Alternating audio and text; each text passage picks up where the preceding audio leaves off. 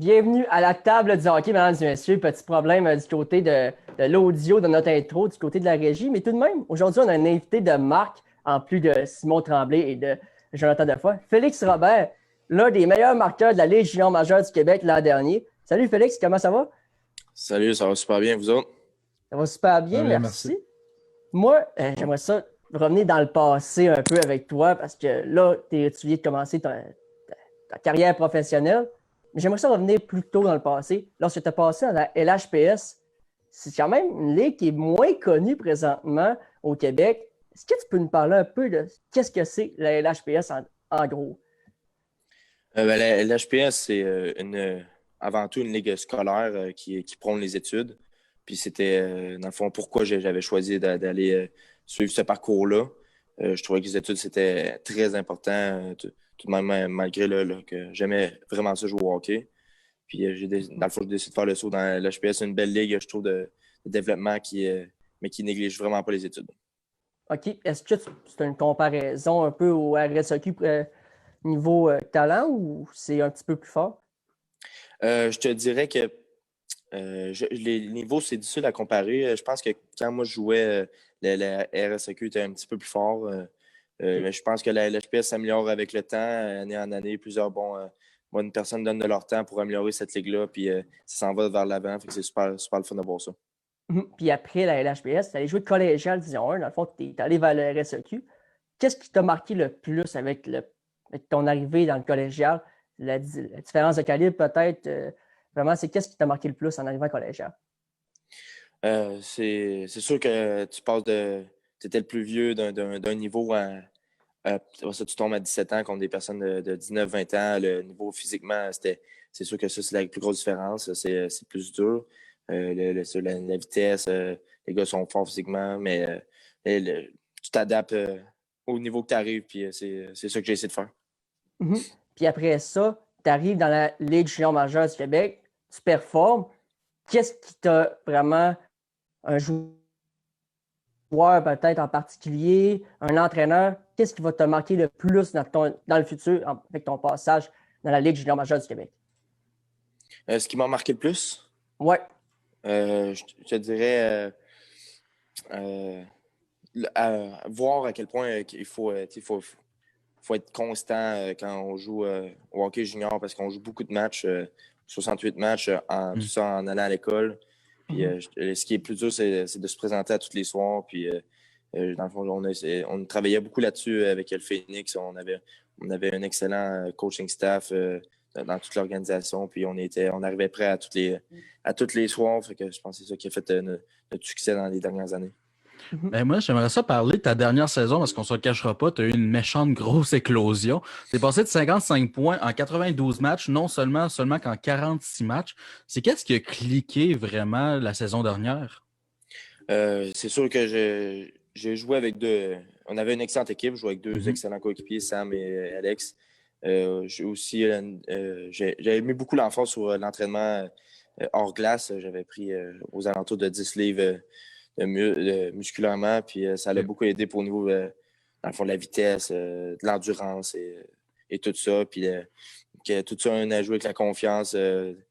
C'était une belle saison, ça a bien été, vraiment. Puis est-ce que le fait de ne pas avoir été repêché, ça t'a motivé encore plus? C'est sûr que c'était mon année de 20 ans. C'est la dernière année, si on peut dire, pour percer au niveau Ouais. professionnel. Ça ne l'était pas nécessairement, mais je me disais que ça me prenait une grosse saison pour pouvoir percer. J'ai tout donné ce que je pouvais à chaque match, à chaque soir, essayer d'être le plus constant possible. Puis on a finalement eu une très belle saison en tant qu'équipe et individuellement aussi. Simon. Puis, en parlant de l'an dernier, je sais que ça s'est mal terminé. C'est quoi le sentiment que tu as, toi, en tant que joueur, de voir que la saison, tu sais, vous étiez, je pense, premier au Canada. Puis moi, nous, en tant que fan, en tout cas, moi, je suis fan, on était fan de Chicoutimi ici, puis il y avait une bonne saison aussi. Puis en tant que partisan, on trouvait ça très plate que notre équipe puisse pas aller là. Mais en tant que joueur, c'était quoi le sentiment? C'est sûr qu'on était extrêmement déçus. Il restait cinq matchs à la saison. Ça faisait depuis le début de la saison qu'on travaillait pour. On était l'objectif, c'était de gagner la coupe. Puis on avait encore cette idée-là dans la tête. Puis de même pas avoir la chance de courir les playoffs. C'est sûr que c'était une déception, mais il faut tourner la page puis penser à la prochaine saison qui s'en venait. Est-ce que tu pensais que ça allait reprendre un peu? Je crois que tout le monde pensait que ça allait revenir. Est-ce que tu pensais avoir une chance de recommencer à jouer? Au début, on ne prenait pas trop au sérieux ce qu'il disait. On se disait le gouvernement va fermer pour 2 semaines. C'est ça qu'il disait au début. On se disait on va rester en shape, on va s'entraîner pendant ces 2 semaines-là, ça va revenir, c'est sûr. Puis finalement, ben là, ça vient. Le hockey même pas recommencé pour plusieurs personnes. Fait que on est rendu là. Puis pour avoir joué plusieurs games de séries éliminatoires, qu'est-ce qui est la grosse différence entre une game de saison régulière et une game de séries éliminatoires pour toi? C'est sûr que éliminatoire, dans le fond, tu donnes pas que tu donnes pas tout en saison régulière, mais en éliminatoire, c'est si tu as bloqué une shot avec ta face, tu le fais. Puis chaque match, chaque chiffre est important. Dans le fond, éliminatoire, tu donnes tout ce qui te reste de jus dans la saison. C'est bon. Moi, j'aimerais ça savoir, c'est une question plus relax, mais c'était quoi l'amphithéâtre la plus intimidante quand tu allais jouer junior majeur dans Visiteur? Intimidante, c'est sûr qu'on entend souvent les remparts, une foule complète. C'est vraiment une belle ambiance, surtout intimidante à la fois quand il y a plusieurs personnes. Je te dirais que c'est dans les plus intimidantes. Des belles places aussi dans les maritimes. Quand c'est rempli à Halifax, Saint John, c'est des belles places aussi. Puis en parlant de la place qui est le plus intimidante à jouer, peux-tu nous décrire les partisans de Sherbrooke où est-ce que tu as joué? À Sherbrooke? Oui. À Sherbrooke, beaucoup de partisans très fidèles, très passionnés aussi de l'équipe. Honnêtement, je remercie pour des 4 belles années que j'ai passées là. Puis, si j'ai un mot à dire, ce serait ça. Joe? Moi, j'aimerais ça revenir un peu plus dans le passé, encore plus même que les questions de Jean-Michel tantôt. Tu as grandi au Lac-Mégantic. Ça a été quoi ton premier souvenir de hockey personnellement? Juste pour être plus précis, dans le fond, j'ai grandi à Lambton, dans les alentours de Lac-Mégantic. Okay. Je te dirais, mon premier souvenir de hockey, je pense qu'à l'âge de 5 ans, on a une photo avec mes amis, toutes mes amies qui sont encore toutes mes meilleures amies habillées avec, ça s'appelait la boulangerie Lambton. C'est une petite vieille photo. Non, c'est des beaux souvenirs, ça. Ouais. Puis, est-ce que tu joues encore avec eux? J'imagine l'été, dois les revoir, peut-être une game dans la rue, peu importe. Oui, quand je pouvais retourner chez moi dans le temps des fêtes, on avait une patinoire, on a toujours une patinoire extérieure ou sur le lac. Ou dans notre coin, il y a un beau petit lac, fait qu'on allait là, on jouait des games pour s'amuser avec tous mes amis. Ouais. Puis dans la Ligue junior majeure du Québec, vous êtes la majorité des Québécois. Mais est-ce que tu peux nous parler du rapport que vous avez avec les Européens, les Américains? Est-ce qu'ils sont un petit peu à part ou sont vraiment inclus dans la gang de l'équipe? C'est sûr que je l'étais pour eux. Je ne peux pas me mettre dans leur peau, mais j'imagine que ça ne doit pas toujours être évident d'arriver dans une culture totalement différente. Des fois, avec des personnes qui ne parlent vraiment pas la même langue que nous. Il y en a qui avaient de la misère de parler l'anglais parfois. Mais non, l'équipe se lie beaucoup en junior. Parce qu'on est toujours ensemble quasiment 24 heures sur 24. Fait que ça tisse des beaux liens. Fait que c'est super d'avoir des personnes d'autres cultures dans notre équipe. J'aimerais ça savoir, dans une chambre de hockey, si, mettons, toi, tu avais le choix n'importe quand de mettre la chanson que tu veux, c'est quoi la chanson numéro 1 de Félix Robert dans la chambre de hockey? Hey, tu m'en poses vraiment une bonne. J'étais pas souvent au contrôle de la musique. Non? Mes goûts country faisaient pas l'unanimité. Moi, je suis d'accord avec toi. Luke Combs, si j'avais pu mettre de quoi dans la chambre, ça aurait été ça. Mais avec tout ça, y a-t-il vraiment un endroit que, on a parlé les fans les plus intimidants, mais un aréna vraiment pas confortable à aller jouer. Kevin, la semaine dernière, il parlait d'une des places qu'il dit que l'autre équipe devait faire exprès de ne mettre pas de chauffage dans le vestiaire parce qu'il faisait fret en maudit.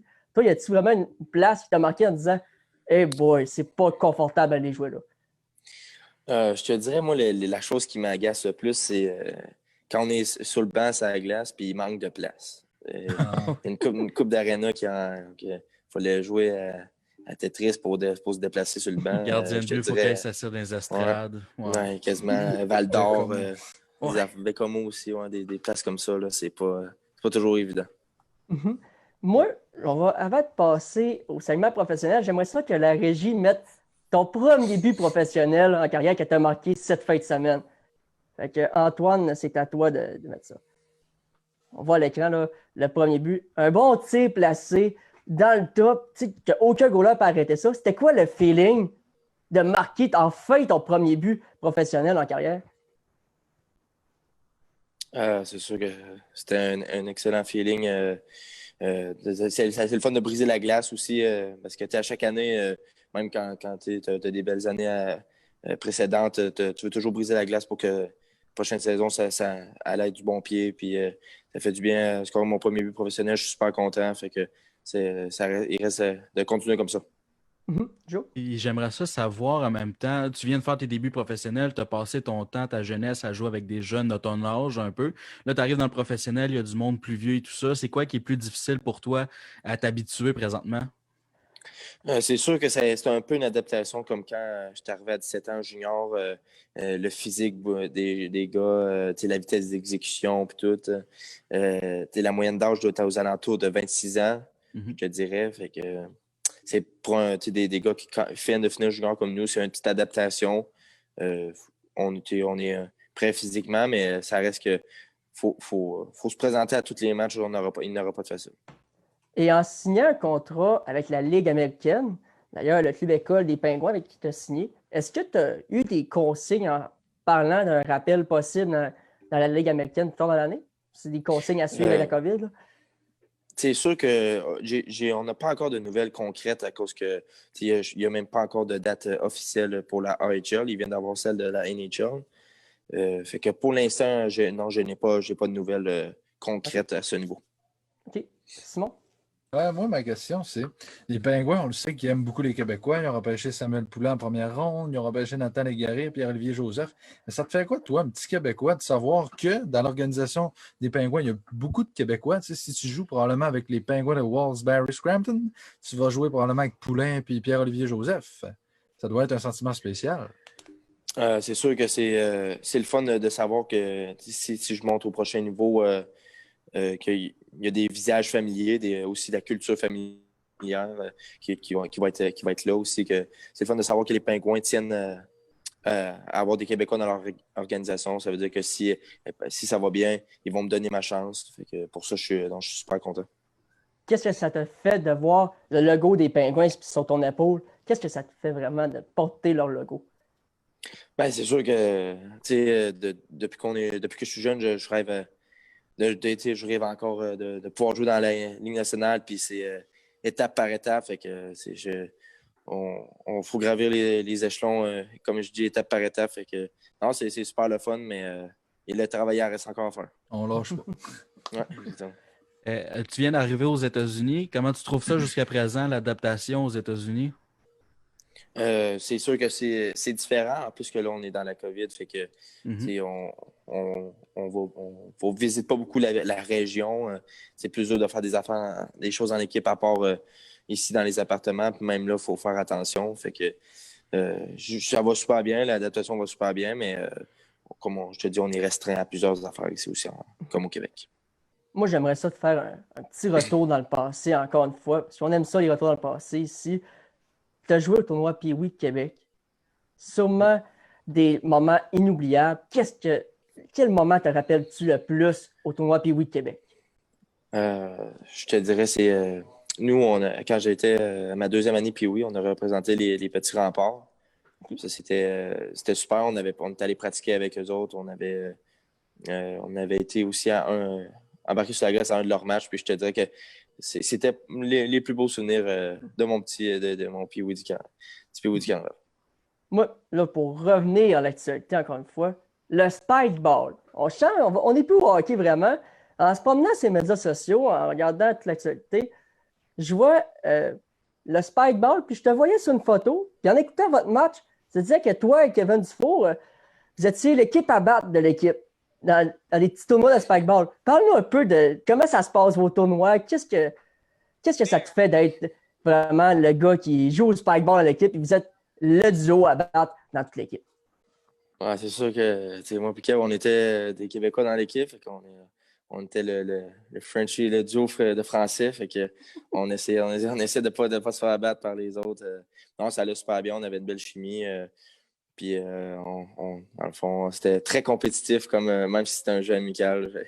C'est rompu un peu les genoux, mais sinon, ça reste, c'est super le fun de pouvoir s'amuser un peu après les pratiques.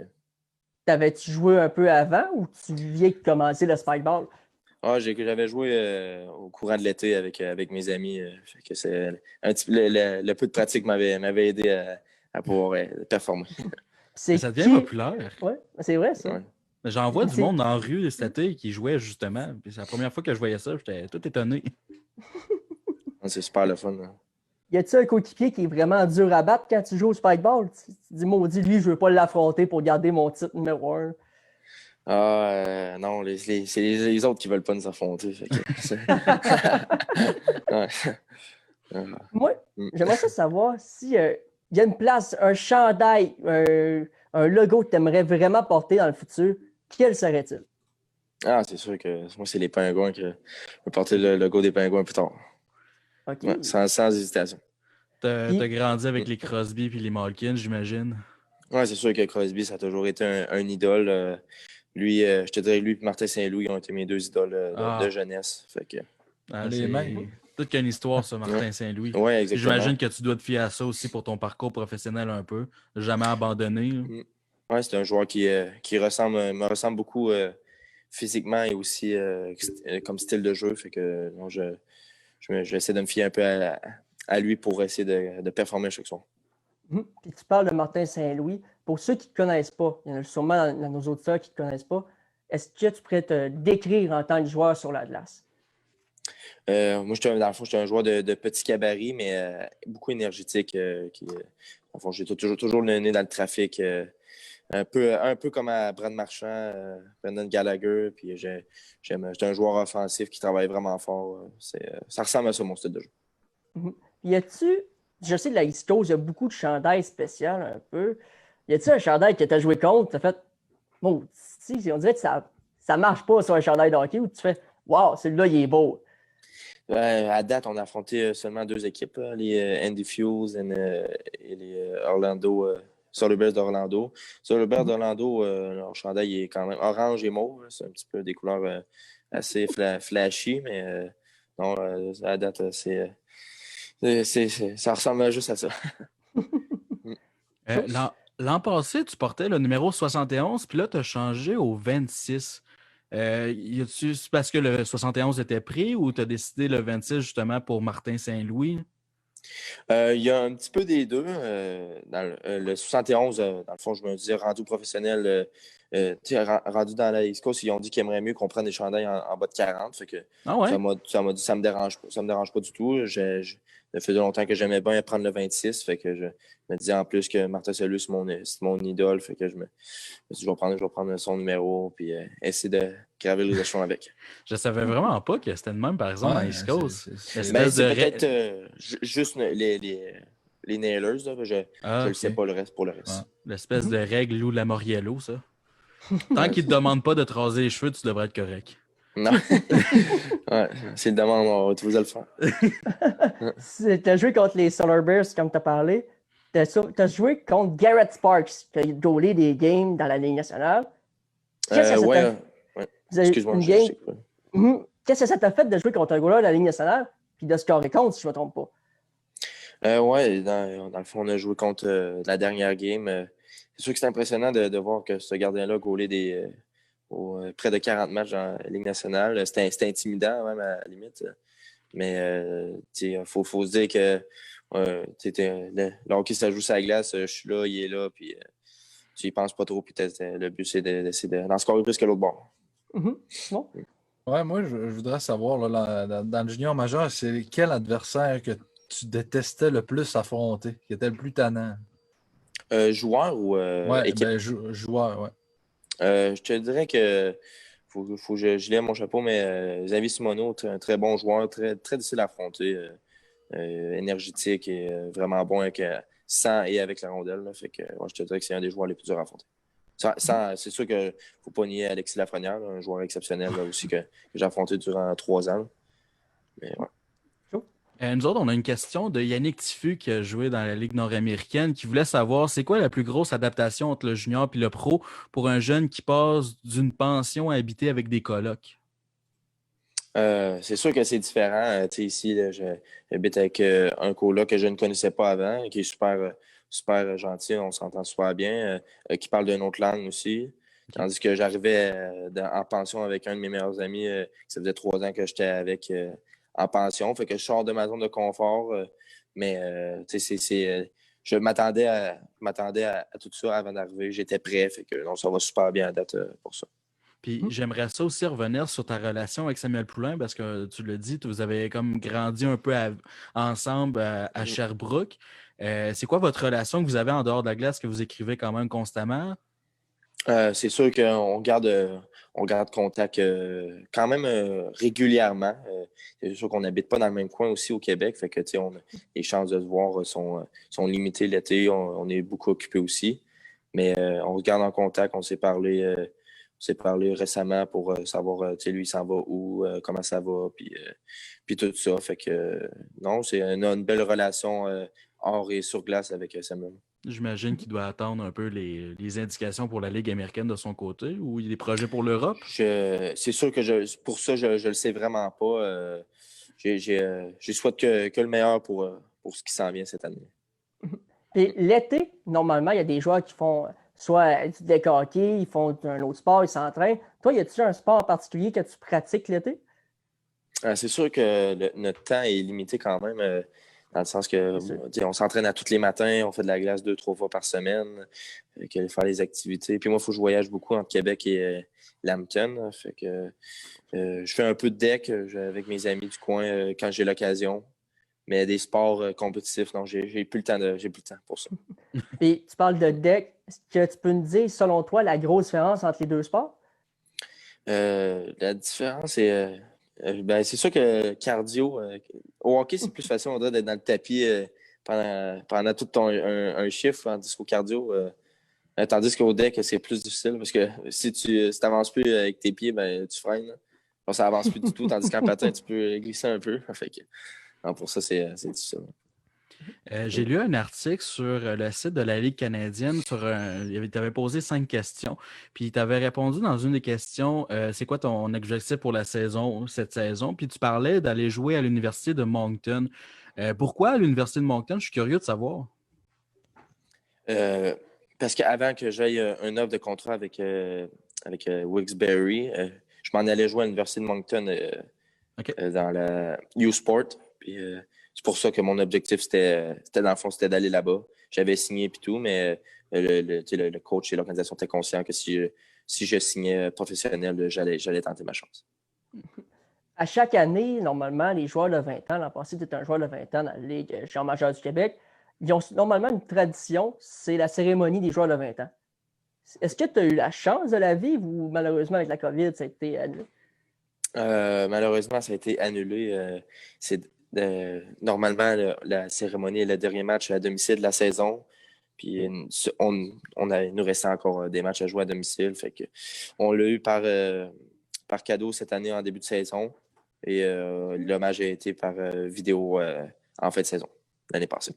Qu'est-ce que ça t'a fait de te dire OK, c'est terminé ma carrière junior, il faut que je passe à autre chose? La cérémonie en tant que telle, pour nous, pour moi, ça me touchait. Oui, j'aurais aimé ça être là. Mais surtout aussi pour mes parents. C'est un hommage aussi qui a remercié les parents à la pension, des personnes qui sont un peu plus dans l'ombre de nos performances, mais qui sont toujours là derrière nous. Puis j'aurais aimé ça prendre ce moment-là pour les remercier. Fait que pour ça, pour ça, la cérémonie, j'aurais vraiment aimé ça. Joe? J'avais une question, je l'ai complètement oubliée. moi, j'aimerais ça savoir, est-ce qu'il y a quelqu'un en particulier dans ta carrière, que ce soit tes parents, un ami, quelqu'un qui t'a vraiment propulsé à te dire « Abandonne pas, tu vas y arriver. Tu vas atteindre ton but un jour. » En étant honnête, je te dirais vraiment mon père et ma mère, même si ça fait vraiment classique, ils ont vraiment toujours été derrière moi, que ce soit monétairement ou psychologiquement. J'ai frappé un mur en étant retranché à 16 ans, budget 3. Puis mes parents ont toujours été là pour me dire on sait de quoi tu es capable, puis tout. Puis j'ai jamais lâché, j'ai toujours travaillé. Puis je pense qu'ils font partie de beaucoup de pourquoi où je suis rendu. OK, mais moi, j'aimerais savoir, y a-t-il un moment dans une game que tu te dis, est-ce que c'est un avantage numérique, un désavantage numérique, tu te dis, là, je peux faire une grosse différence, il faudrait que je joue là. Y a-t-il un moment dans une game que tu te dis, là, c'est le temps que je clutch, tu sais, clutch au bon moment, là? C'est sûr, je te dirais l'avantage numérique, en étant un joueur de plus sur la glace, on peut se permettre de jouer plus avec notre rondelle, puis j'aime en profiter pour pouvoir décocher des lancers comme je l'ai fait la dernière game. Fait que j'aime vraiment aller en avantage numérique. En début de saison, tu as joué en avantage numérique avec Michael Joly et Kevin Dufault. Qu'est-ce que ça te faisait d'être en avantage numérique avec 2 autres Québécois? Est-ce que ça vous aidait, selon toi? C'est sûr qu'on pouvait, on pouvait se parler en français, mais c'est sûr que les gars, c'était deux excellents joueurs aussi. Fait que le fait qu'ils soient québécois en avantage numérique, je pense pas que ça changeait grand-chose, mais non, c'est sûr que la chimie était juste très bonne en partant. Joe? On entend souvent des espèces de ces stéréotypes, là, vraiment, la East Coast League, que c'est une ligue de goons, ça fait juste se battre. Toi, jusqu'à présent, est-ce que tu es surpris du calibre de jeu? Surpris, je te dirais non. Honnêtement, c'est très, très bon calibre de jeu. Je ne sais pas si la Ligue je ne sais pas exactement à quoi je m'attendais au niveau du calibre de jeu, mais c'est super bon. Non, c'est pas une ligne juste d'un goût. Je pense qu'on a eu une bagarre en 3 matchs à date. Puis on est super bien traité ici, honnêtement. Puis non, je suis vraiment content d'être ici, vraiment satisfait de l'organisation. Puis pour terminer ça, l'entrevue d'ailleurs, en même temps, je te remercie d'avoir été avec nous. Y a-t-il un joueur qui t'a vraiment aidé? Un joueur que tu te dis, ce gars-là, il va me marquer. Ça peut être un joueur qu'on ne connaît pas du tout, qui m'a marqué, il va m'aider à passer à autre chose, puis à monter au prochain échelon. Je te dirais un des vétérans qui m'a supporté le plus, je te dirais que ce serait le frère à Sam Poulain, Nicolas Poulain. M'a beaucoup appuyé lors de mon année de 18 ans avec le Phoenix. M'a beaucoup appris. C'était vraiment un rôle, un vétéran role model, un good role model. Il était tout le temps hard dans le gym, hard sur la glace. Puis, c'est un des gars qui m'a montré le plus c'est quoi le bon chemin à suivre pour performer. Ben Félix, je te remercie énormément d'avoir été avec nous. C'est super apprécié. Puis on termine ça en disant bonne saison. On te souhaite de percer la Ligue nationale un jour et de te rendre le plus loin possible lors de ta carrière. Puis bon temps des fêtes en même temps. Oui, c'est vrai. Joyeux temps des fêtes. Oui, bon temps des fêtes à vous aussi. Mm-hmm. Puis merci de m'avoir accueilli sur votre plateforme. C'est super gentil. Plaisir. Merci à toi. Donc, c'était Félix Robert des Nailers de Wheeling et du Québécois des Penguins. Des Penguins de c'est quoi donc le nom? Roxbury Scranton. Ils ont des noms de villes. Je pense qu'il y a comme 2 villes réunies ensemble. C'est Wolfsbury, la ville. Wolfsbury. Sincèrement, les boys, on a eu encore une fois une excellente entrevue. Puis je peux juste dire, là, je remercie énormément. Je tiens à dire que je pense que vraiment, il est capable de réussir. Je veux dire, la saison dernière, qu'est-ce qu'il a fait? C'est remarquable. Là. Il est passé de 55 points à 92 points en 46 matchs seulement. Oui, il y a eu Samuel Poulain avec, mais je suis sûr et certain qu'il est capable de refaire ça assez facilement s'il avait eu la chance de jouer sans Samuel Poulain. C'est un bon joueur de hockey, puis je vous suggère d'aller le voir là, dans la East Coast League. Un bon petit gars, puis je serais très content pour lui s'il réussirait dans la Ligue nationale un jour. Puis on peut penser à des joueurs comme Yannigo, qui a fait à peu près le même parcours. Il faut y penser. Les gars dans East Coast ne sont pas finis. Puis les gars qui vont progresser encore. Mais ça, c'est vrai. Puis, on pense souvent que parce qu'ils sont dans East Coast, il n'est pas bon. C'est pas ça. C'est juste qu'il est là, puis il va progresser tranquillement, puis il va arriver. Je suis convaincu qu'à 25 ans, là, il va être un attaquant qui va être capable de remplacer dans la Ligue nationale sur une base régulière. Ben, c'est ça. C'est l'espèce de... Comme je l'ai dit, ils ont une réputation dans les East Coast League. Je veux dire, dans les dernières années, ça a été réputé pour une ligue qui est plus axée sur le show, le combat, un peu comme la Ligue nord-américaine ici, un peu plus semi-pro. Mais depuis 3-4 ans, même, je pense les 6 dernières années, là, c'est rendu une ligue professionnelle. C'est pas une ligue semi-professionnelle, c'est une ligue professionnelle. Les gars, ils travaillent fort, puis ils jouent du très bon hockey. Là. Encore une fois, puis je vous le dis, je suis un des plus grands fans de la East Coast au Québec, selon moi. Le calibre est très, très bon. Il y en a plusieurs qui me disent « Ah, ce gars-là, il est-tu bon? Il serait capable de jouer dans la Ligue américaine? » Je suis convaincu que chaque top 6 de la East Coast est capable de jouer sur une forme régulière de la Ligue américaine. C'est souvent une histoire de contrat là-dedans. Effectivement. Puis s'il y avait la Ligue américaine en ce moment, là, je suis convaincu que Félix Robert serait dans la Ligue américaine, il ne serait pas dans la East Coast. Il serait sur un 2-3e trio dans la Ligue américaine, sans aucun doute. Moi aussi, je suis 100% convaincu. Mais là, l'actualité. On tourne ça sur un 360 actualité. Parce que l'actualité, il se passe des affaires présentement. Oui. Équipe Canada Junior qui était censée jouer aujourd'hui, qui est annulée d'ailleurs. Pour ceux qui nous écoutent, ils disent il y a où le match de hockey Canada Junior préparatoire contre la Suède? C'est annulé en raison de cas de COVID-19 dans l'équipe suédoise. Sacré Suédois. Puis eux autres, puis l'Allemagne sont arrivés avec tous leurs problèmes. Puis... la majorité des équipes vont jouer seulement une partie préparatoire au championnat du monde. Mais tout de même, on a encore l'espoir de jouer notre championnat du monde. Mais as-tu vraiment besoin? Là? On va se le dire, quand tu es le Canada, as-tu vraiment besoin de match préparatoire? Si ton premier match, là, c'est contre l'Allemagne. Là, c'est plus que oui, parce qu'il faut que les joueurs s'habituent à jouer ensemble. Puis en plus de ça, tu as la plupart qui n'ont pas joué depuis mars. Ils n'ont pas joué une game de hockey. C'est là de la OHL. Ils n'ont pas joué depuis mars. Fait que oui, il faut qu'ils jouent. Puis même, tu as des joueurs de la GMQ qui n'ont pas joué tant que ça. Tu regardes justement Sherbrooke, ils ont joué combien de matchs? 5. Et c'est pas grand-chose, là. Fait que oui, ils ont besoin de matchs préparatoires. C'est dommage qu'est-ce qui se passe là, présentement avec la Suède. Fait que le Canada ne pourra pas se pratiquer. La Suède, eux autres, ont eu plus de pratique que le Canada parce que eux autres, leur ligue fonctionne. Les ligues sont là. Ils n'ont pas arrêté. Ils n'ont pratiquement pas. Moi, je pense que le Canada a un désavantage là-dedans. Puis là, le monde va dire « Ouais, mais les joueurs sont tellement bons. » Ça reste qu'ils ne jouent pas depuis mars. Puis là, ils arrivent, oui, ils pratiquent ensemble. C'est des semi-games simulés un peu. C'est pas des vrais games. Ils vont pas à 100%. Ils vont pas aller tuer quelqu'un dans le coin de la patinoire pour le fun, là. En plein, je suis 100% d'accord avec toi.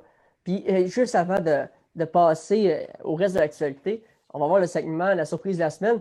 Mais juste pour vous dire, le petit feu là, qu'on a ici, il y en a qui se posent dans les commentaires, c'est pourquoi un petit feu? Parce qu'on se met dans l'ambiance des fêtes. C'est notre dernière de la saison 1 de la table du hockey. Puis après ça, on passe à la saison 2 au retour de notre pause de 2 semaines. Vous allez avoir quelques capsules lors de la pause pour couvrir d'ailleurs le championnat du monde junior que Joe va couvrir là-dessus. Nous, on va parler de la LHGMQ avec les quelques échanges qui sont arrivés. On va mettre une capsule là-dessus, moi et Simon. Donc, le petit feu est là pour nous mettre dans l'ambiance des fêtes. Célébrer un peu l'arrivée de Noël qui arrive. Le Père Noël. Avec vous. C'est vraiment ça. C'est pour ça qu'on a mis un petit feu aujourd'hui. C'est une petite attention qu'on voulait vous faire pour vous mettre dans l'ambiance des fêtes en nous écoutant la table du hockey. Là, les boys, j'aimerais ça qu'on écoute le jingle de la surprise de la semaine. On demande à notre régie de la mettre. Les boys, mettez-vous un petit peu, s'il te plaît.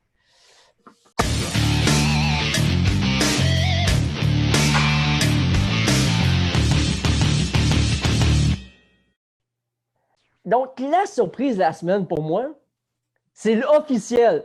La Ligue nationale revient le 13 janvier. Hey, on peut-tu être un peu content? Enfin! T'es surpris? Ben, on ne le savait pas. On est encore sur le dans du doute. Moi, je suis encore dans le doute. Je me dis 13 janvier, maudit, ça commence à être tard. Là.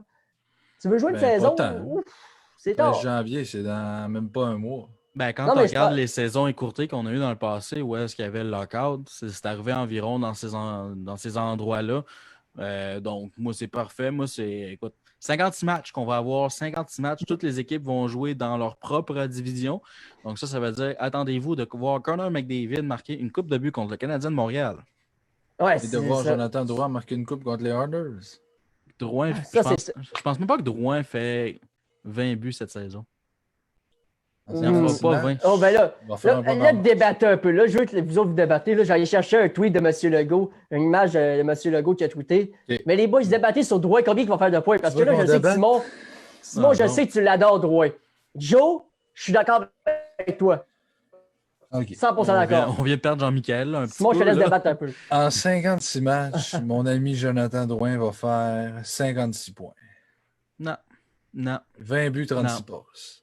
36 points. Quoi? 36 points. Il Éventuellement, qu'est-ce qui va arriver avec Drouin, je vais t'expliquer. C'est Claude Julien va le voir qu'il ne va pas travailler autant que les autres joueurs. Puis là, on est rendu avec plein de bons joueurs avec le Canadien de Montréal. Fait que Drouin va commencer à chuter dans le line-up de Claude Julien, puis il va arriver à m'emmener sur le 3e trio. C'est ça qui va arriver. C'est mieux de ne pas faire ça. Parce que s'il fait ça, là, Mais il faut qu'il travaille. Monsieur Jonathan, là, que lui, selon lui, c'est lui le meilleur du Canadien, selon moi aussi. Lui, là, dans sa petite tête de gars de Jonathan, là, il va se dire non, je ne mérite pas de jouer sur le 3e trio parce que c'est moi le meilleur joueur de cette équipe-là, puis c'est vrai. Puis moi, je pense qu'il peut faire 1 point par match parce qu'il a le talent pour le faire. Puis il connaît tout le temps des bons débuts de saison, mais il est tout le temps blessé après. Mais là, s'il ne se blesse pas, il se lève la tête. Il est inconstant, il y a l'inconstance, mais je suis convaincu que la direction du Canadien s'attend à ce que Drouin soit plus constant. Et lui-même s'attend à ça. Mais j'aimerais ça qu'il fasse 1 point par match. Moi, je pense juste que cette année, c'est là qu'il va avoir le plus de compétition pour son poste. L'année passée, il n'y avait pas vraiment de compétition à l'aile pour lui enlever son poste. Cette année, c'est vraiment la grosse opportunité. Tu as Josh Anderson qui, s'il revient à la forme de v'là 2 ans, peut tasser Drouin assez facilement. Là. Mais ça, c'est le fun que t'en parles. Toffoli peut tasser un Drouin si joue bien. Moi, je vois Toffoli avant Drouin. Alors, moi, je vois sur mes trios, pour moi, Drouin est en bas de Toffoli. Pour moi. C'est Toffoli, il se donne plus que Drouin. Puis ça, c'est pas dur à faire. Jonathan, je suis content que tu en parles, ça, parce que ça m'amène à un autre point de dire peut-être que justement, ça va le motiver, Jonathan. Peut-être qu'avant, n'ayant pas d'adversité, puis en se disant je suis tout seul là avec Tatar, au pire, moi, jouer sur le toit, le Conan me remplacera 2-3 games. Mais là, s'il voit qu'il y a un Toffoli, il y a un Tatar, puis il y a un Anderson en plus de ça à dépasser, il va falloir qu'il mette les bouchées doubles pour être sur les 2 premiers trios. Fait que là, ça se peut qu'il travaille plus fort, qu'on le voit y aller dans les coins, lever des bâtons, arriver en avant du but. Wow, il l'a mis dans la lucarne, tu sais, puis dans le top net, comme on dit. Ouais. Puis, tu sais. Peut-être, mais chaque joueur a une façon différente de gérer la pression. Puis là, je pense que ça va être la meilleure année pour savoir, Jonathan Drouin, de qu'est-ce qui est fait.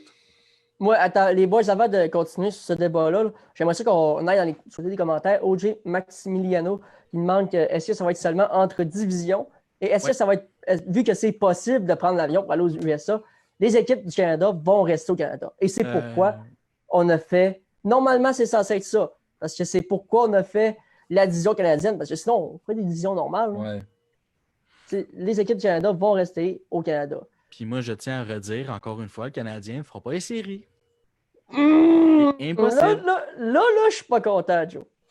Je sais pas pourquoi le monde pense tellement que le Canadien va bien faire. Le Canadien, c'est l'équipe qui s'est le plus améliorée. Le Canadien, c'est l'équipe qui s'est allé chercher le plus d'affaires. OK, écoute, c'est parce que tu vas avoir tous ces beaux joueurs qui viennent d'arriver avec le Canadien de Montréal, que tu vas essayer de faire fitter en l'an dedans 3 semaines, puis de dire, allez sur la glace, vous allez avoir une chimie maintenant.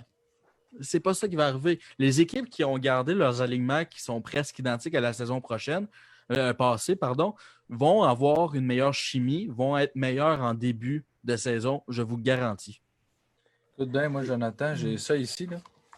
Si tu ne l'as pas lu, OK, le magazine. Il y a quelqu'un là-dedans qui dit, il s'appelle Steve Turcotte. Lui, il met en finale Colorado et finaliste Montréal. Il dit oui, vous avez bien lu Montréal et je suis d'accord. Veux-tu qu'on regarde Ils ont la meilleure défensive de la Ligue.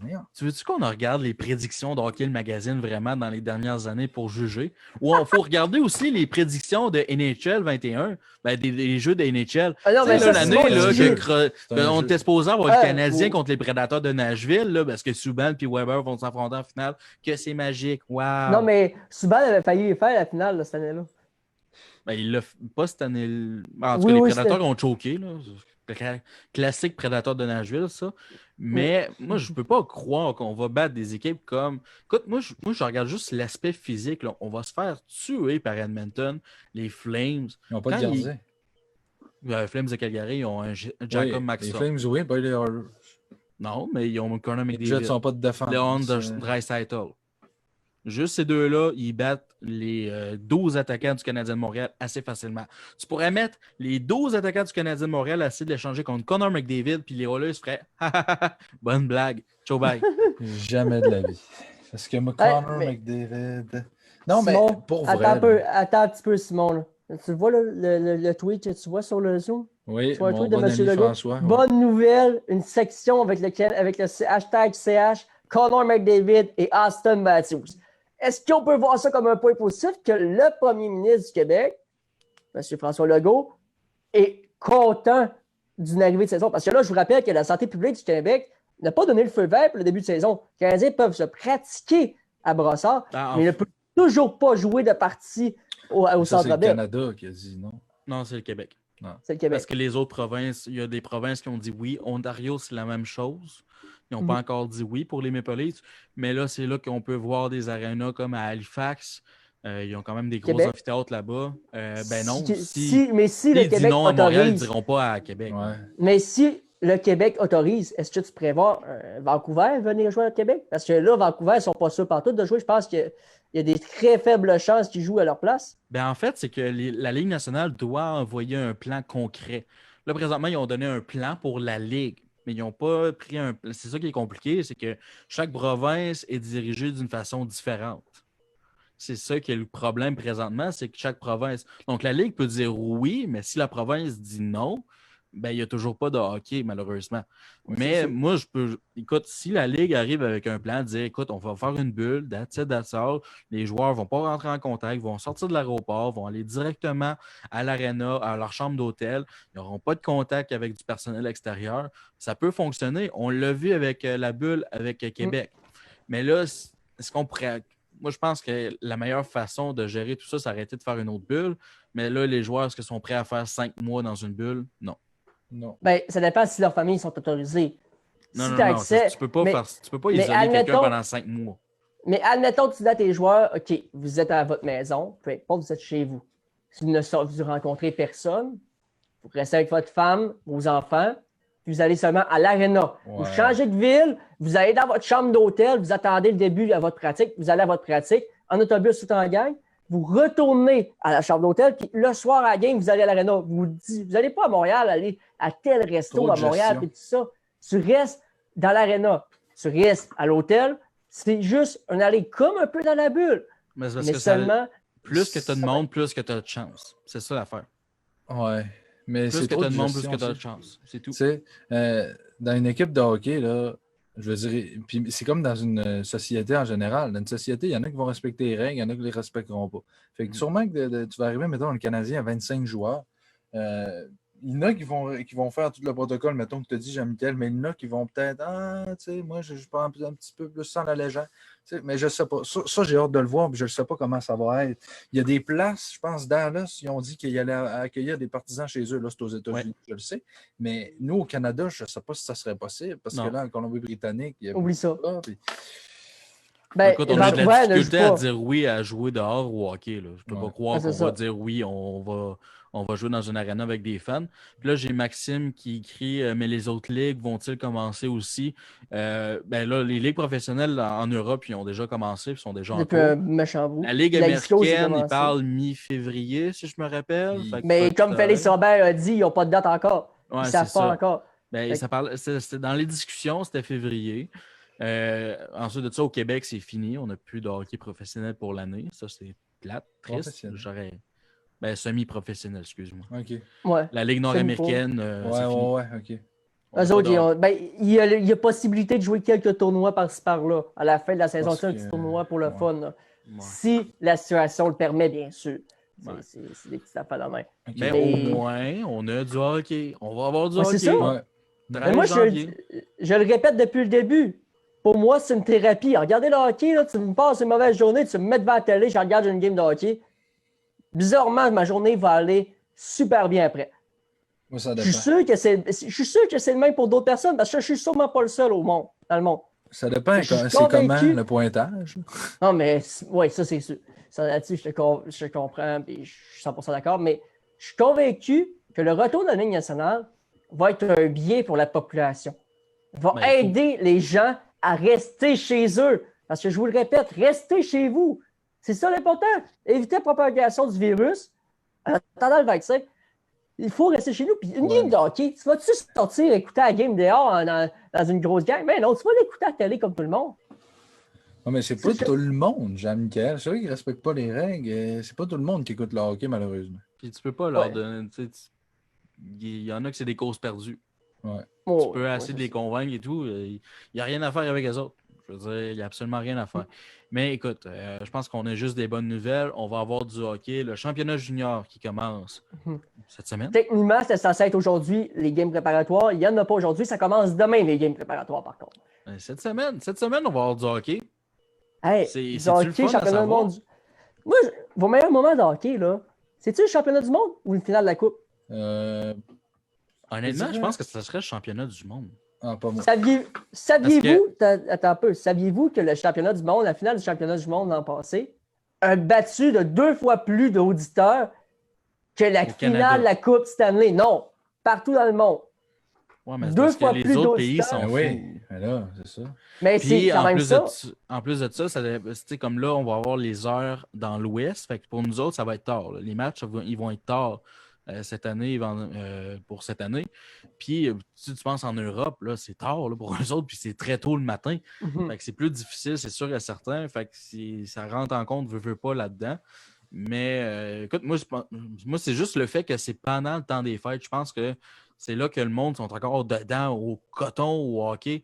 Tandis qu'en fin de saison, quand c'est séries éliminatoires, tu commences à avoir du gazon dehors. Le hockey, des fois, prend un petit peu le bord. Veux pas, là. C'est pas tout le monde qui sont des fans finis comme nous autres. Fait que c'est pas tout le monde qui est rendu pendant l'été, ça leur tente de regarder du hockey. C'est sûr, 100% d'accord avec toi, Simon. Je voulais dire de quoi, mais ça concernait. Ben, ce que ton je moment disais. préféré. Ah oui, c'est ça, mon moment préféré. Là. Je lisais les commentaires. Mais non, c'est parce que, tu sais, tantôt tu disais que tu as vu partout dans le monde. C'est parce que la Coupe Stanley, c'est Canada et États-Unis, mais le championnat mondial, il y a Finlande, Suède, tu sais, il y a plein de pays. Non, moi, je trouve que la Coupe Stanley, je trouve que c'est tellement une belle, un beau moment. Là. Tu sais, tu as joué 82 matchs, tu as joué 16 matchs là, si tu gagnes en 4 des matchs, mais on va dire maintenant une trentaine de matchs en série. Tu arrives puis tu lèves la Coupe Stanley. Tu sais, quand les Blues ont gagné, là, je regardais un gars comme Jay Bouwmeester. Il était rendu à 39 ans, il ne l'avait jamais gagné. Il l'a levé puis il a dû pleurer. Là. Puis moi, c'est quand je vois des histoires comme ça que je me dis que le gars, ça fait 20 ans qu'il est là. Je pense juste à un gars comme Joe Thornton qui ne l'a jamais gagné. Quand il va la gagner, s'il la gagne un jour, là, il va tellement être content. Je suis convaincu de ça. Puis c'est ça qui est des beaux moments. Oui, le championnat mondial junior, c'est parce que tu as 3 ans pour le gagner. Tu sais, si le gars, il fait l'équipe à 17, 18, c'est très 19, rare, par exemple. C'est rare, c'est ou rare. bien 18, Normalement, c'est 19, un an. tu sais.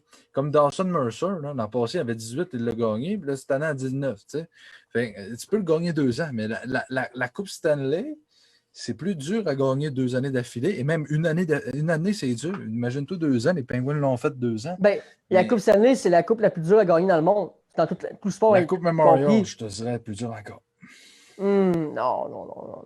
Le calibre de jeu, finale de la Coupe Stanley, tout ça, moi, je pense que c'est juste que le fait que c'est rendu des hommes qui veulent s'entretuer.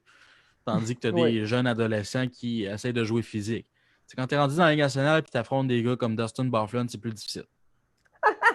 moi, je me donne pas 2 secondes debout à côté de Dustin Byfuglien. Il veut rien mettre son petit doigt. Tu veux-tu jouer 7 matchs contre Dustin Byfuglien? Tu veux-tu être sur la patinoire 7 matchs contre un joueur comme ça? Pas en tout. Mais c'est sûr que quand tu regardes aussi les codes de vue de la saison dernière, c'est 2 équipes des États-Unis dans le sud des États-Unis. Fait qu'à la base, ça n'attire pas beaucoup d'auditoires. Oui. C'est sûr que. Mais c'est pas des gros fans de hockey. Là. C'est pas un marché comme un Pittsburgh, comme Chicago, comme New York. Non, t'as raison. Tu sais, moi, au Texas, je suis convaincu. leur équipe, c'est les Cowboys de Dallas au football. Puis au Tampa Bay, c'est les Buccaneers. C'est les Cowboys de Dallas. Après ça, t'as l'équipe de de soccer, MLS. Baseball. Ouais. T'es rendu là parce que t'as du baseball rendu là aussi. Les Astros de Houston. C'est vrai. C'est sûr que c'est plus difficile pour les marchés comme ça d'avoir des bonnes cotes d'écoute qu'une finale entre Toronto et Calgary. Là. Ça va se vendre assez facilement.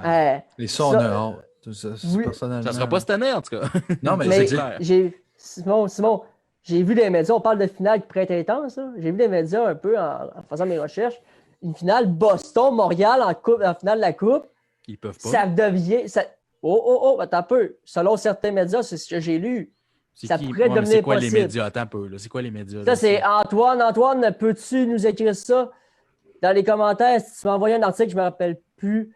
Parce que la métropolitaine... 110%. Attends un peu. C'est parce que les conférences vont être comment? Là? C'est la Ligue canadienne avec la Ligue Pacifique. La Pacifique. Parce que techniquement, le Canada, la conférence du Canada deviendrait la conférence de cette équipe qui est dans l'Ouest.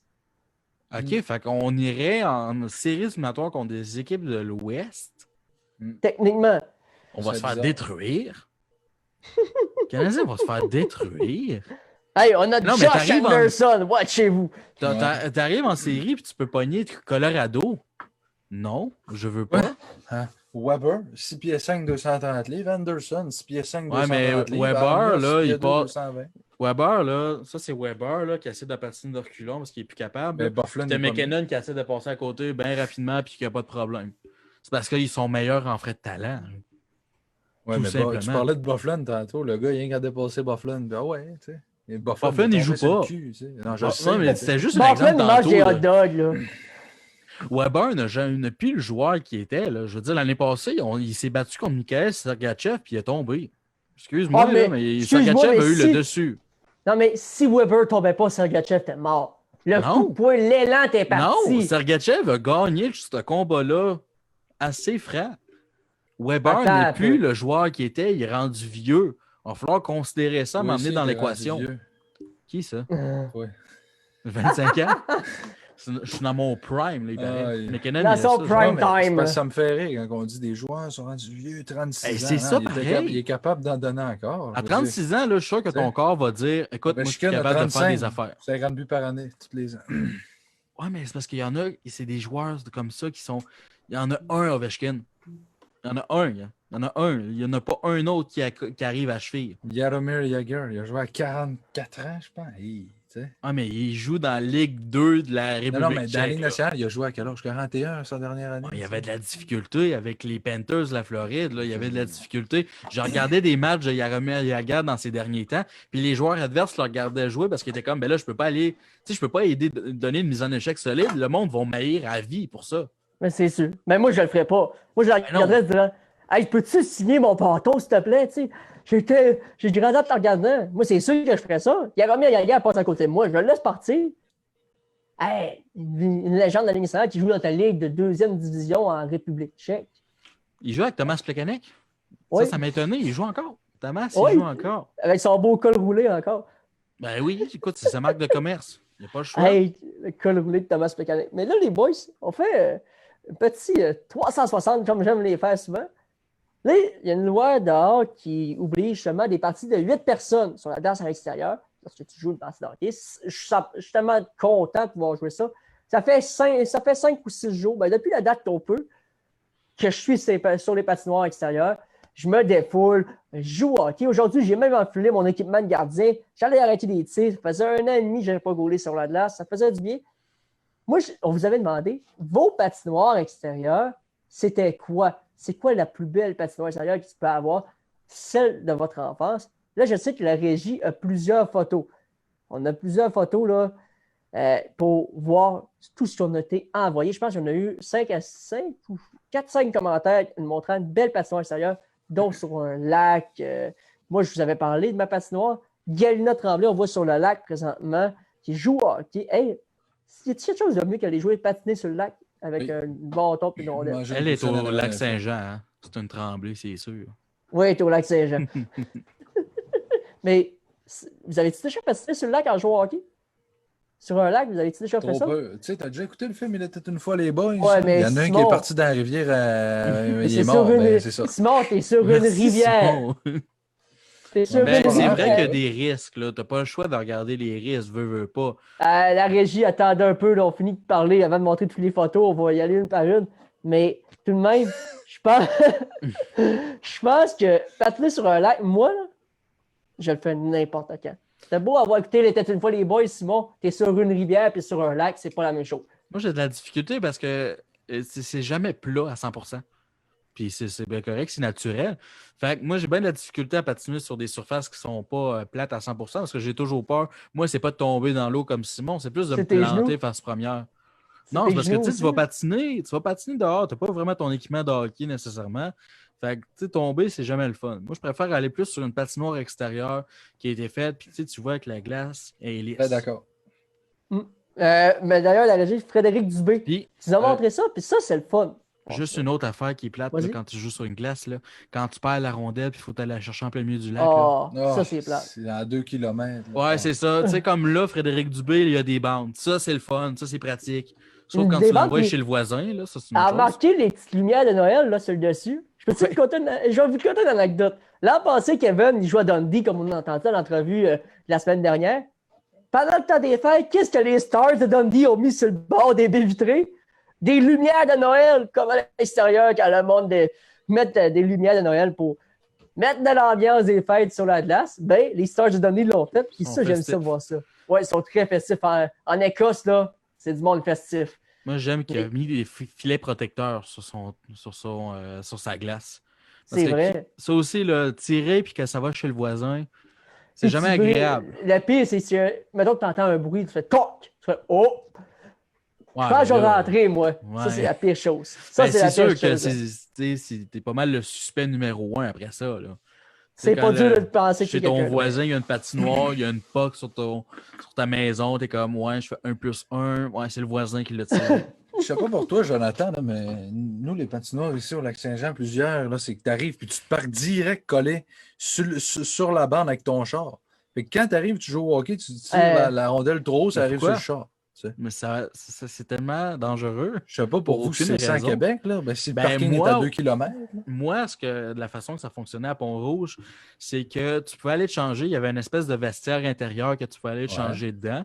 Puis tu te parquais là. Puis après ça, tu marchais avec tes patins parce que c'était pas mal tout glacé jusque vers la patinoire. Fait que tu pouvais marcher assez aisément. Sinon, tu mettais tes protèges patins puis that's it, là.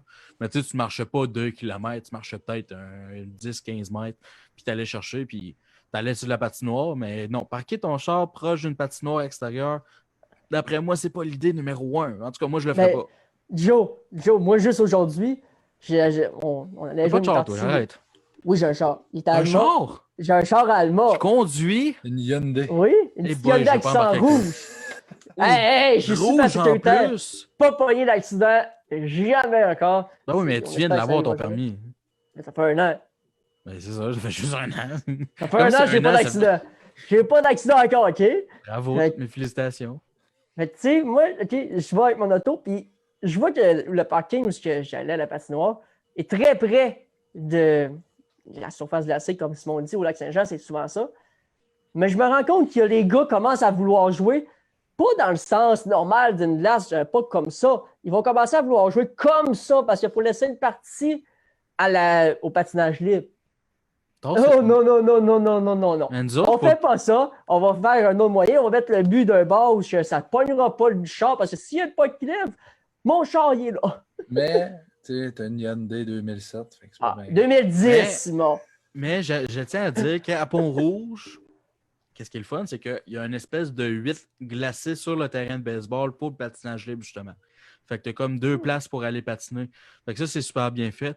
Mais là-dessus, là, j'aimerais ça en parler de la règle, là, parce que moi, je trouve qu'elle est complètement stupide, là, pour être bien honnête avec vous autres. Parce que on a vu des photos du monde qui patinait au quartier Diouville.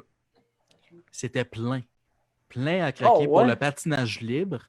Mais pour le hockey, tu as juste droit à 8 personnes. Patinage libre, ils n'ont pas tant de restrictions que ça. Je le sais. Techniquement, sur une glace, nous, la réglementation, ce que je vois sur les panneaux, c'est 25 personnes sur la glace, mais seulement 8 qui jouent au hockey. Mais Ça, c'est stupide. en tant que porte-parole de Legault, je vais défendre son point. C'est parce que quand tu patines. C'est pas son là, point à lui, c'est la santé publique, by the way. Ouais, mais c'est pas grave, mais bon. Quand tu patines, là, tu sais, t'es pas en train de te coller avec tout le monde, puis hey, salut, mais quand tu joues au hockey, là, tu vas voler la rondelle au gars, tu lui lèves le bâton, tu le colles. Fait. Mais quand tu fais du patinage libre, tu patines de même. Tu peux patiner à 2 mètres, c'est très facile de patiner à 2 mètres. Pas quand tu joues au hockey. Fait que je le comprends un petit peu là-dessus. Puis moi, je dis que c'est mieux de pas chialer ce qu'on a là à 8, parce que dites-vous bien qu'on n'aurait plus rien à voir non plus. Moi, je suis 100% d'accord avec toi. Je suis content qu'on aille du hockey, Non, pouvoir mais jouer. Tu vous regardes la photo, justement, des patineurs qui sont au quartier Diouville, puis ils sont proches l'un de l'autre. Puis la Je plupart, n'ai ils n'ont pas pas de vu la masque. photo. La J'ai plupart, pas vu ils la n'ont pas de photo, là, masque non mais- plus. Fait que le fait qu'on peut autoriser une surface puis pas l'autre, puis aussi ça amène l'espèce de mentalité, tu sais, si la patinoire est grande, tu ne vas pas vraiment être tout le temps proche. On s'entend-tu du hockey libre? Oui, tu vas essayer de chercher la rondelle, mais c'est rare, tu vas aller coller le gars dans le coin. Là. Ah ouais, t'es jamais plus libre, tu fais des petites feintes, tu fais des passes, puis la plupart du temps, quand tu réussis à aller chercher la rondelle, c'est pareil. Interception plus que d'autres choses. C'est pas parce que tu vas être à côté du gars que tu vas avoir lever le bâton. Personne fait ça. On est tous. Ça, par chez nous, ce que je vois, c'est qu'on est tous plus en forme pour aller chercher le puck. Vraiment, à 110% tout le temps, se coller sur tout le monde. On attaque à une passe qui passe pas loin de nous autres, on l'intercepte, puis on fait nos mains. Puis... Après 20 minutes, t'arrêtes. Ouais, c'est pas mal ça. À part moi, aujourd'hui, j'ai fait 3-4 heures, mais ça, c'est un autre affaire. Ils se vantent. Mais là, les boys, la semaine passée, je vous ai parlé d'une patinoire vraiment qui a marqué mon enfance. Vraiment, c'est la patinoire du quartier des Fleurs à Alma. Il n'y avait pas de patinoire de quartier. Maxime Goulet. On voit Maxime réalise le rêve des jeunes. Mon voisin. Et là, vous voyez le petit gars avec la cagoule sur la photo. Je ne sais pas si on peut zoomer sur la photo. Là. Je ne sais pas si on peut, Antoine, la régie. Le petit gars avec la cagoule. Le petit gars avec la cagoule, là, c'est moi. Ça fait un bout. À côté, vous avez ma petite sœur. Moi, mes deux voisins. Oui, je suis fier de ça. Parce que cette patinoire-là a tellement des beaux souvenirs. Mais avant de parler des bons souvenirs, je vais parler de souvenirs quand même assez drôles. Attends, juste avant de revenir, là, tu peux-tu descendre, Antoine, vers la patinoire juste en bas, là, où est-ce qu'on voit la patinoire? En bas à droite, là.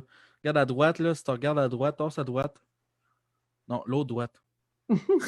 Regardez la fenêtre, là. Regardez la fenêtre, là. Ouais. Moi, c'est non. Tu fais pas ça à côté de chez nous. Oublie ça. Je serais le premier voisin à chialer. Ouais. Je serais comme, c'est sûr qu'il y a une pas qui arrive dans ma vie. Tu peux pas chialer quand c'est ton flot qui joue l'autre bord. Ça, parce que c'est toi, c'est ta maison, ça, à côté? À côté, oui. La rouge, là? Oui, c'est ça, c'est moi. Oh my God, ça, vous voyez, ça, c'est moi. Ça, c'est moi, mon père en haut, mon voisin Maxime, ma soeur Joëlle qui était très jeune. Elle arrivait du centre Mario Tremblay, si je ne me trompe pas, avec le tournoi Midget d'Alma. Ça m'a fait maquiller le visage. Ça mes deux voisins à côté et une de leurs amies. Et là, vous voyez, en arrière, il y a comme un spot de lumière. Mon père et mon voisin avaient fait un gros spot de lumière, une grosse tige avec un gros lumière qui allume le soir. Des deux côtés, on avait des lumières tout le tour. On avait les bandes faites à la main. Tu sais, on voit des bandes préfets un peu là, qui se vendent. Mais nous, on les avait toutes faites à la main. Puis avant, vous voyez, dans le fond, la maison est ici. Vous pouvez voir. Puis la patinoire était comme ça. Mais en arrière de la maison, avant, la première version de la patinoire, elle était là. Je vous raconte une anecdote avec ça parce que vous allez rire, c'est sûr. Il n'y avait pas de petite barrière autour avant. C'est vraiment juste les bancs. Mon voisin Maxime, que vous voyez derrière la petite fille avec le manteau mauve, il veut faire son show avec mon père, puis il avait pris une coupe de bière le soir, puis moi et mon voisin Christophe, on était dans la vitre de la maison, et Maxime, voulant faire son hot, décide de faire des petites feintes, faire des passes surélevées. Il y a une passe surélevée qui pogne une bosse, pouf, dévie. Qu'est-ce qui brise? Sa propre vitre, c'est Maxime. Qui était dans la vitre, collé dans la vitre, c'est moi et mon voisin Christophe. Donc, on s'est fait briser une vitre dans le visage. Un saut? Le saut qu'on a fait, là, c'était mieux. On est parti à rire, mais nous, non, mais eux, oui. Maxime est un peu mal parce qu'il a brisé sa propre vitre. Mais on a fait des heures et des heures de hockey sur cette patinoire-là. Je ne sais pas combien d'heures qu'on a passé sur cette patinoire-là. Puis en plus d'avoir la patinoire, ben, tout comme je vous le disais la semaine passée, on vidait toute la remise du voisin. On mettait des bancs. On s'assisait là. C'était notre chambre de hockey. On avait notre chambre de hockey qui était là. Et sur le côté de la patinoire, il y avait un feu avec des murs de neige autour qui faisait qu'on gardait la chaleur. Donc, si on ne voulait pas aller dans la chambre, mais on voulait être sur le bord de la patinoire et regarder les autres jouer, on allait autour du feu. C'était extrêmement chaud et on était bien. Puis là, si on avait fini d'aller au feu, on allait sur la patinoire. Mais là, j'ai l'impression qu'on va remettre la photo un peu zoomée sur la patinoire. Puis Joe, tu parlais des coins de patinoire. Ben, si tu veux avoir de l'intensité, là, je suis prêt à venir chanter l'hymne canadienne, si tu veux. L'hymne québécoise? Ouais. Moi, j'attends juste ça. Chaud au centre de la patinoire. Au bacon. Non, Simon. Mais descends, je veux avoir, pas Maxime réalise le rêve des jeunes, mais plus bas. Vous pouvez voir, Antoine, s'il te plaît. Descends plus bas. Ouais, la patinoire complète là, pour voir tout ça. Non, ça, c'est par en haut. Moi, je te demande par en bas, Antoine. Non. Pour ceux qui nous écoutent sur Spotify, sincèrement, vous avez juste ça sur Facebook. Oui, vraiment. Ça, ce segment-là, on va publier ça sur Facebook, c'est sûr, à 110%. Mais regarde, on peut voir les coins, là. Je ne sais pas si tu les vois, Joe. Les coins sont de la glace. Ils sont carrés. Oui, ils sont très carrés. Ça, c'est peut-être le petit Ils désavantage sont de pas la juste glace. très carrés, ils sont littéralement carrés. Tu peux avoir plus carré qu'un carré. Tu peux pas faire. Tu peux pas C'est un envoyer rectangle. ça dans le coin. Là. Mais tu sais, c'est vraiment la patinoire. Puis, tu sais, mon père, on a quand même une assez grosse côte à descendre. Comme vous voyez, la maison est plus haute un peu, que la maison du voisin est plus grande, là, mais nous, on est passé sur un terrain plus haut. Mon père avait fait des marches, tout ça en bois, pour descendre, voir, puis c'était glacé pour qu'on puisse patiner pour se rendre là. Puis je pense que c'est vraiment les moments les plus marquants de mon enfance. Aller patiner sur la patinoire du voisin. D'ailleurs, vous me voyez faire une célébration juste parce que madame du journal prenait une photo, puis moi, je voulais faire mon hot en faisant une petite célébration, le genou à terre, là, en plein milieu de la glace. Ça, C'est là qu'on voit que Jean-Michel n'a jamais été hot de sa vie. C'est pas pire. C'est nice. Non, c'est nice. T'essaies de faire ton frais, puis non, il n'y a personne. On le voit même pas. Même si tu ne l'avais pas dit, j'aurais même pas remarqué. Mais qu'il essayait de faire de quoi. c'est pourquoi, Joe? Parce que j'ai voulu faire la célébration face à elle, mais vu que j'étais pas assez bon, j'ai commencé à tourner de bord, puis après en photo quand j'étais rendu de dos. Écoute, Fait que ça je suis ressemble jaloux. C'est vraiment ça, puis tu Tu n'aurais sais, pas allé le te coller à la quartier- face dans la caméra. un peu plus, oui, mais elle était montée sur une échelle en haut, tu sais, elle était montée sur une échelle pour voir de haut, mais c'est vraiment la patinoire, c'est vraiment le quartier complet. C'est pas ce que tu habites. La Mais rue, il y en a plusieurs. il y en a plusieurs, oui. En plus, ma voisine d'en face s'appelait de même avant. Fait que ça, c'est notre affaire. Était-elle jolie? Ah, Simon, on s'en embarquera pas là-dedans. C'est pas un commentaire à faire dans le podcast. J'adore quand Simon commence à rire. Mais vraiment, cette patinoire-là, c'est là que la majorité des jeunes hockeyeurs ont commencé à patiner. D'ailleurs, mon petit Peut-être pas cousin... celui-là en particulier, là, mais ouais. Ben, chez nous, oui. OK. Chez nous, oui. Dans notre quartier, oui, c'est ça. Parce que j'ai ma soeur qui a commencé à patiner là, mon petit cousin a commencé à patiner là. Puis, tu sais, t'avais beau avoir 7, 8 ans ou 2, 3 ans, il y avait plein d'âges différents. Tu sais, c'est vraiment. Il avait commencé à patiner avec une chaise, comme on voyait sur la photo avec ma soeur. C'est vraiment comme ça qu'on a tout appris à commencer à patiner. Puis j'imagine que vous aussi, vous avez eu des patinoires marquantes, tu sais, veux pas. En patinant dehors à l'extérieur, c'est toujours des bons moments à patiner dehors. Pas vraiment. Ben, Non. moi, c'est comme je l'ai mentionné, c'est qu'on avait eu une patinoire chez nous, sauf qu'il fallait déneiger. Puis après la fameuse hiver de 2008, où est-ce qu'on a battu des records d'accumulation de neige, c'est là qu'on a arrêté après ça. C'est là qu'on a fait, ouais, finalement, on va aller patiner à patinoire à côté, parce que la patinoire de la ville était très proche, on habitait proche de l'aréna, fait qu'on avait ce luxe-là. Mais pour être bien franc, là, j'étais un maniaque de hockey, sauf qu'après avoir fait mes pratiques, après avoir joué mes matchs, j'étais correct. Je pouvais jouer à GameCube, NHL 2006, puis j'étais bien heureux.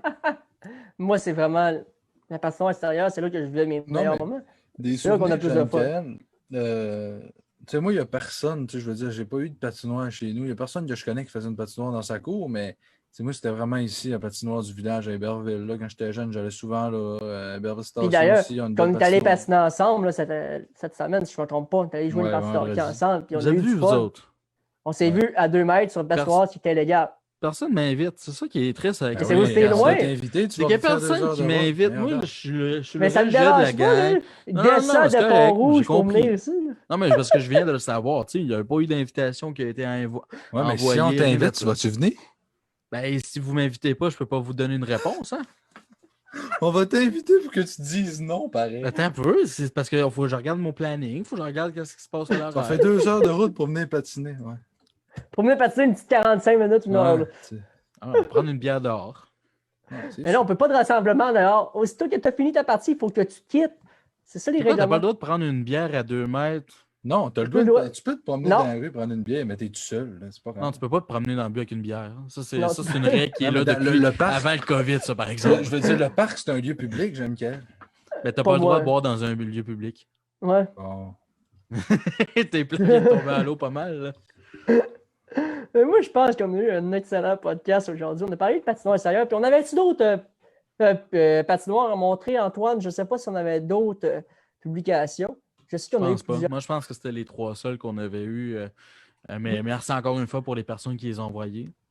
Oui, encore une fois, c'était le fun d'avoir des patinoires parce qu'on a vu des patinoires sur le lac.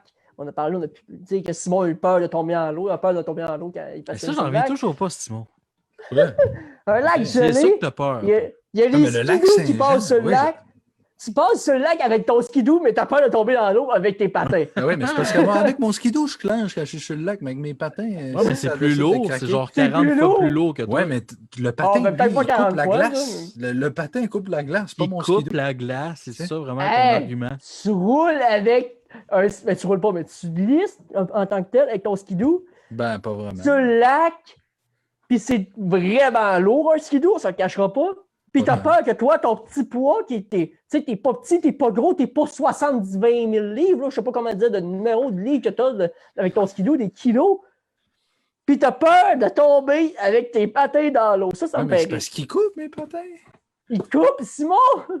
Écoute bien. La petite pente que ça fait, tes patins dans la glace, ça change rien. Ah, mais si, c'est. Non, mais. Je comprends ton affaire, mais c'est parce que je sais pas, on dirait que j'ai un lac à mon chalet, on patinait là un peu quand on était jeune, mais le lac Saint-Jean, on dirait que j'aurais peur d'aller dessus patiner puis me perdre. Fait, hey, je suis rendu où? Je suis rendu à, Mais oui, mais- Robertval. Wow, tu sais. Simon, tu fais une petite glace, tu fais une petite place pour jouer au hockey, tu vas pas aller patiner Ah au bout oui, du monde. il niaise un peu C'est- là-dessus. non, mais je pense que je pourrais faire ça, Jonathan, t'avais raison. Je pense que je vais me mettre en avant de mon camping, là, puis je vais snapper le plus fort que je peux la rondelle Comment? sur le lac Saint-Jean pour voir où qu'elle va se rendre. Ouais, Ah, ça va j'ai eu se rendre, raison. Là. Quand est-ce que j'ai proposé ça? Je me rappelle pas. Non, mais Tu vois, tantôt, ça, t'as c'est dit quelque c'est le chose que- fun quand elle Non, arrive j'ai sur pas le dit lac c'est à le 2 fun. km. Non, c'est plate. J'ai Mais, dit c'est plate. mais c'est ça, je vais faire. Je pense que je vais l'essayer là, cet hiver au mois de février. Là. Je vais aller sur le lac Saint-Jean, tout le monde. Vous viendrez voir ça à 2 mètres. Là. Je vais me mettre en avant de mon camping. Je vais snapper le plus fort que je peux pour voir où Puis là, la vous allez rondelle voir, va s'en aller. elle va s'avancer à 2 mètres, justement. Ah, ça me surprend. Mais bon, les boys, je peux vous dire que la deuxième saison, je veux dire à Jean-Mi de scoop un peu, si tout se réalise normalement, Comme James. la deuxième saison va débuter en force avec un gars implanté dans le milieu qu'on veut faire dans le futur. Et je nommerai pas de nom, je nommerai pas de station ni de poste de télé. On reste avec ça. La deuxième saison, ça va être du feu. Ça va être comme le petit feu de temps des fêtes, ça va être du feu. On va être dedans. On a des gros noms qui s'en viennent. Le gros lien. C'est parce que Et là, normalement, faut pas que tu manques ça. Tu peux pas manquer ça la prochaine saison. C'est la une table du hockey, c'est saison, notre la saison. deuxième, il faut qu'elle soit meilleure. Fait que- C'est ça. Fait qu'on commence encore plus gros. On a Hein? eu Samuel Girard, première saison. Je l'ai pas vu, moi. Ah, toi, t'étais pas là. Puis, nous, on commence la deuxième saison avec du gros score. On donne ça commence un avec indice du- ou rien? Non, rien. Moi, je veux que l'indice va sortir dans le temps des... OK, on va faire de quoi? Un indice va sortir dans le temps des fêtes, dans une des capsules peut-être, ou dans un texte. Il y a un indice qui va sortir. Écris vite, quelques milliers de secondes, ça va être à vous de la trouver. Ça vous tente de faire ça? On va donner un indice. Dans le temps des fêtes, ça va être à nos auditeurs de trouver et nous écrire en privé s'ils pensent avoir trouvé. qui Ouais, ça non, relève. peut-être pas faire ça parce que j'ai des sources qui pourraient être déjà être informées du tout et pourraient donner Hein? la réponse. Donc. Ah! Ça, c'est pas bien de passant, donner là. des sources. Ça. J'ai créé un compte Tinder à la table de hockey. Ah! Il a finalement fait ça. Il Oh. le fera même pas en plus. Il Je faut viens pas d'avoir un dire, match mais- tantôt. Pour de vrai. Mais là, la gang, Attends, j'ai quelque chose à dire. Oui, Quelque chose à vas-y. dire. Personnellement, j'aimerais ça remercier Jean-Michel Fortin, Simon Tremblay et toute l'équipe de la table du hockey pour m'avoir inclus. ça fait plaisir. Hey, C'est super sincèrement, gentil. je pense que c'est notre plus grosse signature aux agents libres en plein milieu de saison. Je pense pense que- Non, mais, J'ai regardé mon contrat finalement. Écoute, Jonathan, ça nous fait plaisir. Tu sais, moi et Jean-Michel, on était là tu sais, à deux, puis on avait tu sais, Félix puis Marc-Antoine là-dedans aussi. Puis, Ils sont encore là. Ils oui, peuvent ils revenir quand ils oui, veulent. ils sont encore là. Écoute, il n'y a pas de question à se poser là-dessus. Mais tu sais, on cherchait quand même une voix nouvelle que, tu sais, je veux dire, Jean-Michel, à un moment donné, on n'est pas souvent d'accord. On s'est dit, on pourrait essayer de trouver un gars qui est souvent d'accord avec Simon. Finalement, c'est pas le cas, mais c'est pas grave. Mais ça reste que C'est Il dur y a d'être d'accord personne avec qui peut être Simon. d'accord avec toi. tu C'est as ça, de très l'affaire. bonnes opinions. On est très content de t'avoir. Puis tu nous as amené beaucoup d'auditeurs aussi. Là. Mais je pense que nos auditeurs aiment ça, t'entendre parler, puis aiment ça, entendre Ben oui, ils parlent les bien. idées bizarres. Les idées bizarres de Simon aussi. Ah. Je pense qu'on a vraiment un bon mix. Tu sais, quand on parle de show de radio comme je peux penser à Maxime Martin, à Énergie, Ouais. tu sais, ils ont vraiment une bonne chimie d'équipe. Ils ont vraiment un bon mix. Puis je pense que c'est ça qu'on développe de plus en plus à la Maxime table du Martin dit les hockey. niaiseries. Tu sais, on a vraiment- l'animateur et- C'est ça. Tu sais, on a vraiment le mix parfait en tant que gars qui tripe hockey. Puis là, je vous le dis, parce que la Ligue nationale revient, en plus d'avoir des invités, On va avoir des segments actualités qui vont être sur la Ligue nationale, qui c'est encore plus intéressant que parler de plein de ligues que peu de gens écoutent. Moi, je peux vous le dire, on est tellement fiers d'avoir l'équipe qu'on a présentement. En plus d'avoir Joe, Simon, moi, Félix Benz, Simon Catan de Corneau, on a Antoine Gagnon à la régie, que je le salue, je lui souhaite un très bon temps des fêtes aussi. Sincèrement, on a tellement une bonne équipe. C'est le temps d'être joyeux et d'être content d'avoir ça parce qu'on est dans le temps des fêtes. C'est le moment de souhaiter à tous un très joyeux Noël. Et je vous le souhaite à vous. La santé, bonne année, tout ça. Parce que la table du hockey est là pour vous. On fait ça pour vous et pour nous parce qu'on aime ça. Sur ce, je vous souhaite un très bon temps des fêtes à tous. Mesdames et messieurs, c'était Jean-Michel Fortin, Jonathan Defoy et Simon Tremblay pour la table du hockey. Ciao, bye. Le son va être meilleur en 2021.